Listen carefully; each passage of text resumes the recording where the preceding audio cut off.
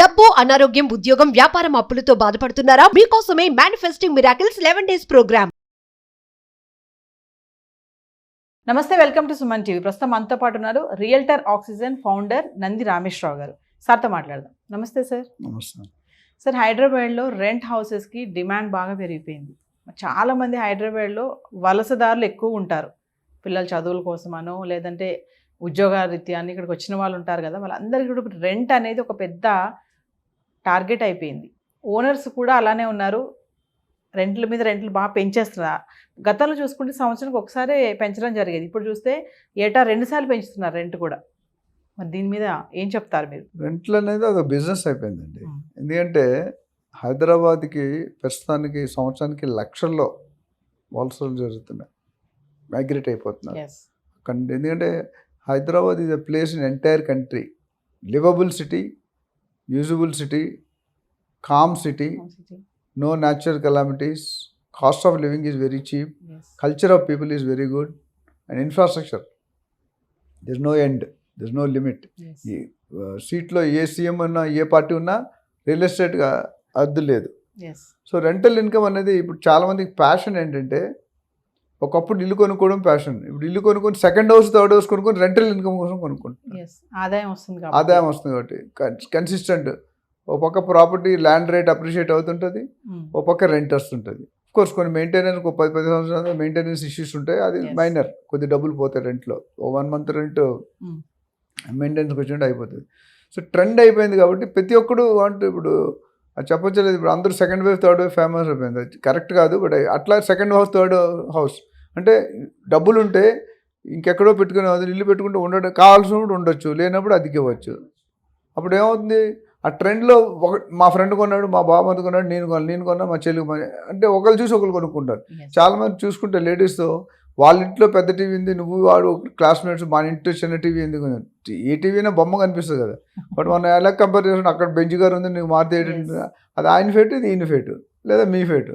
So అది మనం compare చేయకూడదు. ఎప్పుడు కంపేర్ చేస్తాం, పిల్లలు కూడా అప్పుడు బాగా హర్ట్ అవుతారు. Never compare. సో ఇక్కడ వచ్చేసరికి అంటే రెంట్లు ఒకప్పుడు మనకి హైదరాబాద్ 2 నెలలు అడ్వాన్స్ ఉండేది, ఇప్పుడు 3 నెలలు 4 నెలలు, కమర్షియల్ అయితే 6 నెలలు 1 year కూడా అడుగుతున్నారు. బెంగళూరులో రెసిడెన్షియల్ కూడా 1 year, హైలీ ఇంపాసిబుల్. అంటే 50,000 అంటే తీసుకుంటే 6 లక్షలు ముందు కట్టాలి, 12 నెలలు 1 year అడ్వాన్స్. అది అందుకని చాలా టఫ్ అవుతుంది బెంగళూరు. ఇప్పుడు మన ఇండియా వాళ్ళు కూడా దేవర్ సర్చింగ్ ఫర్ సెకండ్ క్యాపిటల్. ఇనీషియల్గా హైదరాబాద్ అనుకున్నారు సెకండ్ క్యాపిటల్, ఎందుకంటే హైదరాబాద్ అన్ని రకాల ఫెసిలిటీస్ కానీ, ఇన్ఫ్రాస్ట్రక్చర్ కానీ, రోడ్ కానీ అన్నీ ఉన్నాయి, టెంపరేచర్ కానీ. ఎందుకంటే ఢిల్లీలో పొల్యూషన్ ఎక్కువైపోయింది. నిన్న చూసిన రోజు కూడా వార్తలు వస్తున్నాయి, పొల్యూషన్ వల్ల చాలా ఇబ్బంది పడుతుంది మొత్తం city. People are not interested to drive down to Delhi.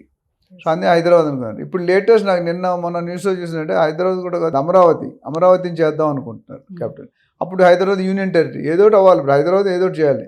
ఉన్న సిటీలో as of now Hyderabad is best after India. Mumbai ఒక problem, Bengaluru traffic problem, Chennai sea problem, అట్లా ప్రతి ప్లేస్కి ఒక ఉంది. ఇక్కడ మాత్రం హైదరాబాద్ ఆ ఛాన్స్లు ఏమి లేవు. బట్ ఇప్పుడు కానీ హైదరాబాద్ని capital, main capital, first second capital అన్నారు, ఇప్పుడు మెయిన్ క్యాపిటల్ అంటున్నారు. చేస్తే మాత్రం ఇది కూడా ఢిల్లీకి నెక్స్ట్ వెళ్ళిపోతుంది. పొల్యూషన్ ఆల్రెడీ పొల్యూషన్, ఇంకా పాపులేషన్ బాగా పెరిగింది హైదరాబాద్.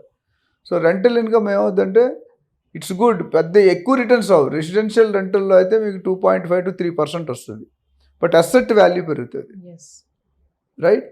అదేవిధంగా కమర్షియల్ పోతే 6 to 7%. మేము ఒక 20 years ముందు పోతే ఆల్మోస్ట్ 13-14% రిటర్న్స్ ఉండేవి రెంటల్. కానీ ఇప్పుడు కాంపిటీషన్ పెరిగిపోయి, అవైలబిలిటీ పెరిగిపోయి ఆ 12%, 10% కాస్త 6-7%కి వచ్చేసింది. Even then it's standard guaranteed income. అంటే ఇప్పుడు జనరల్గా ఎస్పెషల్లీ కమర్షియల్లో లాంగ్ టర్మ్ అటు స్కూల్ కానీ, కాలేజ్ కానీ, హాస్పిటల్ ఇలాంటి ఎస్పెషల్లీ హోటల్స్ కానీ చూసుకుంటే దే టేక్ 10, 20, 30 years. అయితే గవర్నమెంట్ కంపెనీ దొరుకుతుంది, బ్యాంకులు దొరికితే ఇంకా 30 సంవత్సరాలు సైన్ చేస్తారు. అంటే 600 అయినా 106 అయినా ఫస్ట్ తారీఖు మన రెంట్ పడిపోతుంది. ప్రైవేట్ అనేది కొద్దిగా రిస్క్ ఉంది. సో చాలామంది ఇప్పుడు రైల్వే ఆఫీసులకి, గవర్నమెంట్ ఆఫీసులకి, ఇన్కమ్ ట్యాక్స్ ఆఫీసులకి వీటికి ఇస్తుంటారు రెంట్ ఈజ్ అష్యూర్డ్. ఈ మిగతా ప్రైవేట్లో ఒక్కొక్కసారి డిలే అవుతుంది. బట్ ఓవరాల్గా చూసుకుంటే it's a good rental income. ఎందుకు పెడుతుందంటే పబ్లిక్ చాలామంది బయటకు వస్తున్నారు, అంటే హైదరాబాద్ బయట నుండి. అదేవిధంగా చాలామంది ఆఫీస్ దగ్గర ఉండాలనుకుంటారు. అదే సార్, ఇప్పుడు కొంతమంది అంటారు కదా, ఐటీ కంపెనీస్ ఉన్న దగ్గర అయితే దగ్గరలో తీసుకుందాం అపార్ట్మెంట్ అంటారు. ఆ ఏరియాలో చూసుకుంటే రెంట్లు ఇంకా దారుణంగా ఉన్నాయి. ఎందుకంటే ఇయర్కి ఒకప్పుడు 2-3% పెంచేవారు ఇయర్కి. ఇప్పుడు ఆల్మోస్ట్ మోర్ దెన్ 10 to 12% పెంచేస్తున్నారు ఇయర్కి. Rents. కొంతమంది ఒకసారి పెంచుతున్నారు, కొంతమంది 2 సార్లు. యాక్చువల్లీ నా ప్రకారం ఇయర్కి ఒకసారే పెంచాలి. బట్ ఆ డిమాండ్ బట్టి కొంతమంది 2 సార్లు పెంచే అవకాశం ఉన్నాయి, ట్యాక్స్లు పెరిగినా ఏది పెరిగినా. Yes. సో ఓవరాల్గా చూసుకుంటే ఇండస్ట్రీ ఎక్కడైతే ఐటీ ఇండస్ట్రీ ఎక్కువ ఉందో అక్కడే వాళ్ళే రెంట్ తీసుకుంటారు చాలామంది. సో వాళ్ళు అందరూ కూడా ఉన్న ఇల్లులు తక్కువ, జనం ఎక్కువ. సో ఎవరు ఎక్కువ డబ్బులు ఇస్తే వాడికి వస్తుంది. అంతే. సో ఓవరాల్గా మీరు చూసుకుంటే దగ్గర ఇండస్ట్రీ దగ్గర ఇప్పుడు 2-3 కిలోమీటర్లు ఉంటే చాలామంది వాకబుల్ ఉంటే ఇంకా మంచిది అనుకుంటారు. అవును. ఇప్పుడు కోకాపేటలో ఫ్లాట్ 20,000-15,000 చెప్తున్నారు ఒక అడుగు. ఎంతమంది కొనుక్కోగలరు? Yes. రెంట్ అంటే నాకు తెలిసి 40,000-50,000 తక్కువ ఒక ఫ్లాట్ దొరకదు. 3 bedroom ఫ్లాట్ మీరు తీసుకుంటే Yes. Minimum 40,000-50,000 to 1 lakh 1.5 lakhs కూడా ఉన్నాయి, depending on the areas. Independent house అయితే నువ్వు చెప్పక్కర్లేదు. 2-3 ఇప్పుడు జూబ్లీస్లో ఏది కూడా 3-4 లక్షలు ఇండిపెండెంట్ హౌస్ దొరకదు రెంట్కి. ఇండిపెండెంట్ హౌస్ అంటే పార్కింగ్ ఉంటుంది బాగా. అపార్ట్మెంట్ రేటు ఒక ఫ్లాట్కి ఒకటో maximum 2, each parking 5 to 10 lakhs తీసుకుంటారు ఎక్స్ట్రా. బంజారాస్లో అయితే మాత్రం ఎందుకంటే ఆ పార్కింగ్ రోడ్డు మీద పెడితే పోలీసులు కెమెరా Yes. ఫోటో తీసి బిల్లు పంపించి, ఇంతకుముందు కార్లు ఆపడాలు ఏమి వస్తాయి, సైలెంట్ పంపించేసినాడు, కట్టకపోతే నెక్స్ట్ టైం చెకింగ్ అయినాడు ఆపేస్తున్నాడు. అంటే సార్ ఇప్పుడు డెవలపింగ్ ఏరియాస్ ఏవైతే ఉంటాయో అక్కడ కూడా బాగా పెరుగుతున్నాయి అంటే ఏం చెప్తారు సార్? అంటే ఇప్పుడు supply is less, demand is more, standard formula. Supply తక్కువ ఉంది, డిమాండ్ ఎక్కువ ఉంది. ఒకప్పుడు యుద్ధాలు అయినప్పుడు కండబలం, గుండె బలం చూస్తారు, ఇప్పుడు డబ్బు బలం చూస్తున్నారు. Whoever has more benefit, more earning capacity వాడు ఎక్కువ పెడతాడు. ఇప్పుడు సపోజ్ నాకు ఒక వైస్ ప్రెసిడెంట్కు సీఈఓకు 5 లక్షలు శాలరీ అనుకోండి, 25% హెచ్ఆర్ఏ చూపించాలి. వాళ్ళు 1 lakh కొట్టు, బట్ మీరు నేను చూపించలేము కదా. యూ డోంట్ హ్యావ్ 1 lakhలో ఉండే లగ్జరీ మనకు లేదు.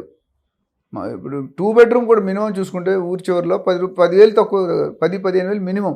ఏది మన మెయిన్ సిటీకి 10-20 కిలోమీటర్ కూకట్పల్లి, పటాన్చేరు, లేకపోతే కుషాగూడ, ఈసీఎల్, ఏస్తో నగర్ అక్కడ కూడా 10-15,000 2 bedroom తీసుకుంటున్నారు వితౌట్ ఎనీ ఎమ్యూనిటీస్ ఉంటే ఇంకో 5,000 ఎక్కువ అవుతుంది. సో యావరేజ్ చూసుకుంటే 1 crore ఇన్వెస్ట్మెంట్ ఫ్లాట్ కొనుక్కుంటే మీకు 20,000-25,000 రెంట్ వస్తుంది. అందుకనే 2.5 to 3% అన్న. సో ట్రెండ్ ఉన్నందుకల్లా మనం ఏం చేయాలి, మన అవసరం కాదు, మన ఉద్యోగం అయితే అనుకోం కదా.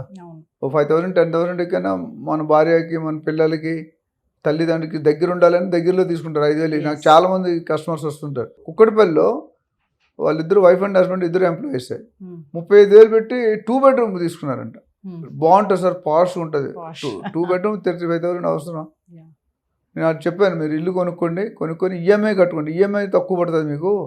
ఈఎంఐ కట్టిన నెక్స్ట్ 10 years 15-20 years మీకు ఇల్లు సొంతం అయిపోతుంది. So you're not wasting. దాని మీద మీకు ఐటీ ఎగ్జామ్స్ కూడా ఉంటుంది ఎవ్రీ ఇయర్.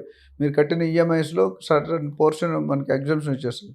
అని చాలామంది అట్లా కన్వర్ట్ చేయాలి. ఎందుకంటే ఓనర్స్ కూడా సెల్లర్స్ అయితే కొండ ఎక్కిపోయారు, కోకాపేట 100 కోట్లు అయిన తర్వాత ఇప్పుడు టెనెంట్స్ కూడా కట్టలేకపోతున్నారు, ఓనర్స్ కూడా బేక్ చేస్తున్నారు. రేట్లు ఆ ఏరియాలో మంచిగా ఉందనుకోండి రేట్ పెంచుతారు, మీకు సచ్చినట్టు తీసుకుంటారు. మీకు ఆఫీస్ దగ్గర ఇప్పుడు ఎవరైనా గూగుల్ ఆఫీస్ దగ్గర కొండాపూర్లో ఇస్తానంటే హ్యాపీగా తీసుకుంటారు కదా.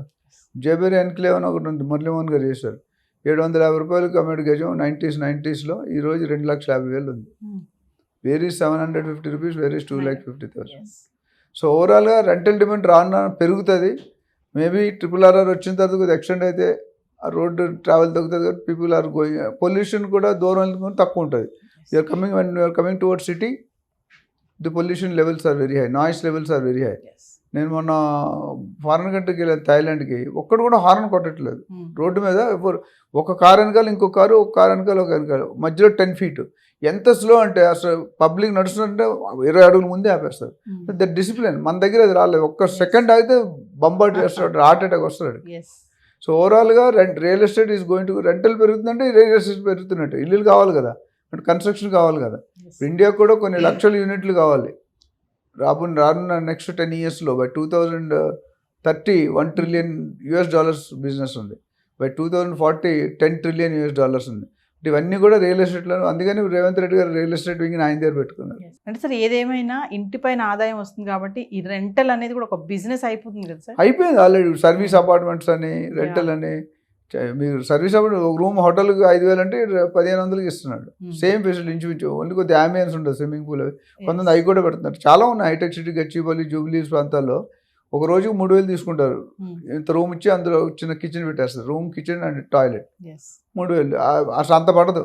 వాళ్ళు రోజుకి 3,000 అంటే నెలకి ₹1,00,000 ఒక రూమ్కి వస్తుంది రెంట్. అందులో ఖర్చులో ఒక 25-30% తీసిన 50,000 ఇంకా 50,000 profit. So that is definitely going to rise, and it's going to continue for some more time. Yes. Thank you, sir.